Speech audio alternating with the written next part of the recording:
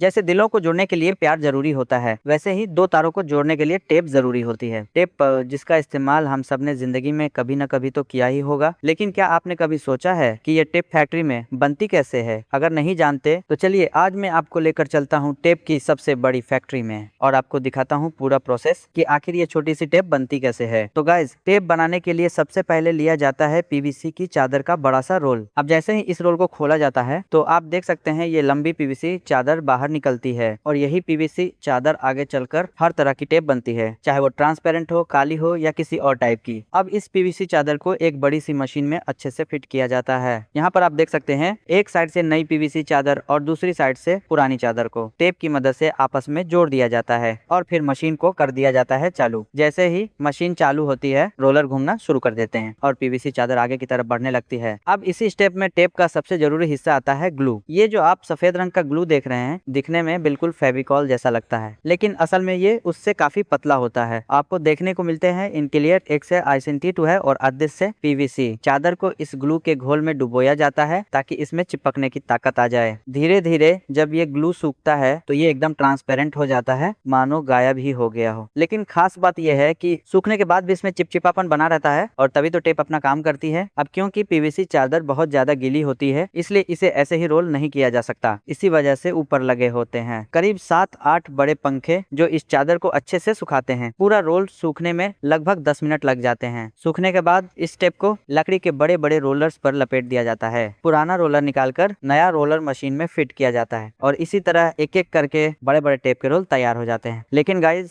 इतना बड़ा टेप का रोल कोई खरीदेगा नहीं, इसलिए अब बारी आती है कटाई की। इन बड़े रोल्स को उठाकर दूसरी मशीन में फिट किया जाता है, जहाँ ब्लेड वाली मशीन की मदद से इन्हें छोटे छोटे रोल्स में काटा जाता है। यही छोटे रोल्स होते हैं जो हम अपने घरों में या बिजली के काम में इस्तेमाल करते हैं। रोल कितना मोटा होगा, ये सब इसी मशीन से तय किया जाता है। कटाई के बाद सारे छोटे छोटे रोल एक एक करके क्रेट में रख दिए जाते हैं और फिर इन्हें ले जाया जाता है पैकिंग सेक्शन में। पैकिंग के लिए पहले प्लास्टिक की कवरिंग ली जाती है, उसके अंदर ब्रांडिंग का कार्ड डाला जाता है और फिर एक एक करके टेप के रोल उसमें फिट किए जाते हैं। इसके बाद मशीन से इन्हें अच्छे से सील किया जाता है और हमारी टेप की पैकिंग एकदम बढ़िया और मार्केट रेडी हो जाती है। अब ये टेप फैक्ट्री से निकलकर सीधे दुकानों तक भेज दी जाती है, जहाँ से हम सब इन्हें खरीदते हैं। तो बताइए गाइज, आपने कभी टेप का इस्तेमाल किया है या नहीं, और ये पूरा प्रोसेस आपको कैसा लगा? कमेंट करके जरूर बताना। मिलते हैं अगले वीडियो में। Take care, good bye.